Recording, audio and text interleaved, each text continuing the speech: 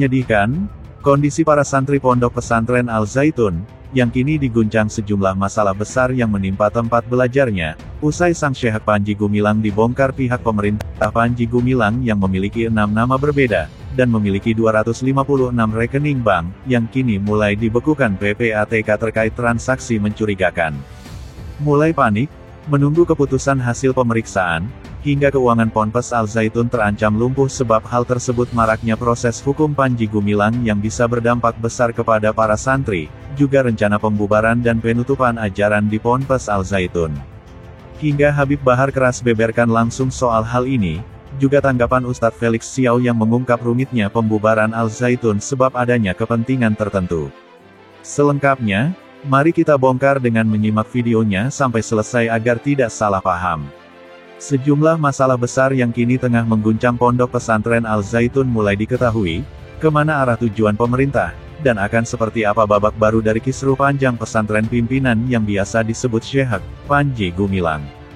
Bola panas yang bukan saja terkait dirinya dan keluarga terancam, tetapi terkait puluhan ribu santri di Al-Zaitun yang menunggu putusan, akankah dirinya dibubarkan atau tetap akan belajar di lokasi Al-Zaitun, namun dengan kurikulum yang akan diluruskan dari ajaran-ajaran yang menyimpang, dan ini banyak dikecam para tokoh besar Islam seperti halnya Habib Bahar yang siap mengerahkan umat Islam di Jawa Barat, meratakan, bahkan membubarkan Pondok Pesantren Al-Zaitun jika pemerintah tidak memenuhi tuntutan, hingga demo lanjutan akan segera dilakukan, langsung di Ponpes Al-Zaitun ke depan Habib Bahar bin Smith.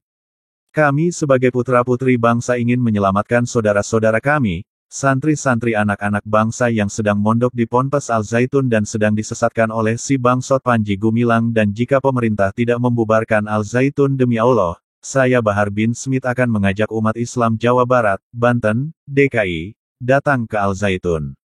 Kita ratakan Al-Zaitun, kata Habib Bahar.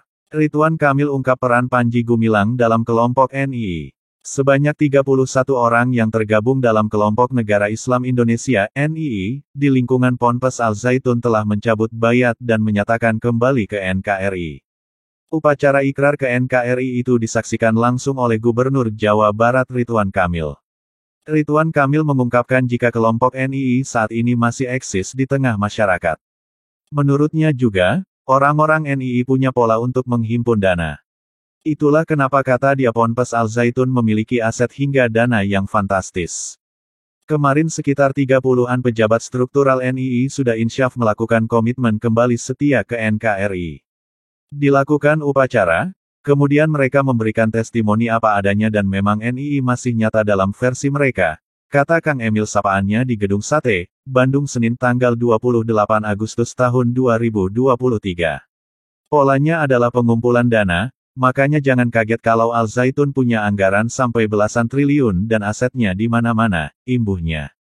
Setelah sudah menyatakan ikrar kembali ke NKRI, Kang Emil menuturkan jika 31 orang tersebut mengaku menyesal pernah tergabung dengan kelompok NII. Bahkan menurutnya, saat ini ada sekitar 15 orang yang diduga masih berada di kelompok NII sudah menghubungi Kesbang Pol Jabar untuk bertaubat. Mereka menyesali dan mereka akan mengajak struktur lainnya untuk melakukan hal yang sama. Dan setelah saya posting dengan nomor yang tertera, ada sekitar 15 orang mengontak nomor telepon yang menyatakan ingin kembali ke NKRI dan meminta perlindungan, tegasnya. Dari informasi yang diperoleh, Emil mengungkapkan jika masih banyak anggota NII yang berada di Ponpes Al-Zaitun. Menurutnya saat ini BNPT dan BIN masih terus memantau persoalan tersebut. Ungkap peran Panji Gumilang di NII. Lebih lanjut, Emil juga membuka peran pimpinan Ponpes Al-Zaitun Panji Gumilang di dalam kelompok Al-Zaitun. Panji Gumilang yang kini sudah ditetapkan sebagai tersangka oleh Bareskrim ini, kata Emil, menjadi orang yang memerintah para anggotanya untuk mengumpulkan dana. Bahkan dia menyebut jika markas NII di Jabar salah satunya berada di Ponpes Al-Zaitun.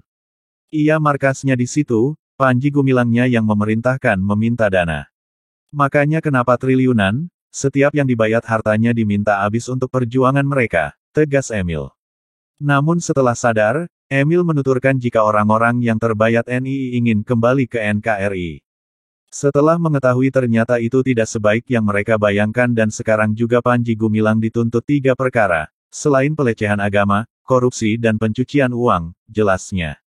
Minta masyarakat melawan. Masih kata Emil, dirinya mengimbau kepada masyarakat untuk melawan jika menemukan adanya indikasi kelompok-kelompok radikal, seperti NII di tengah masyarakat. Pokoknya lawan, semua yang memberikan narasi, tawuran, godaan, mengubah ideologi Pancasila menjadi ideologi lain-lain, indikasinya mereka mulai mengejek-ngejek pemerintahan, lambang negara, kalau ketemu seperti itu dilawan, tutup Emil.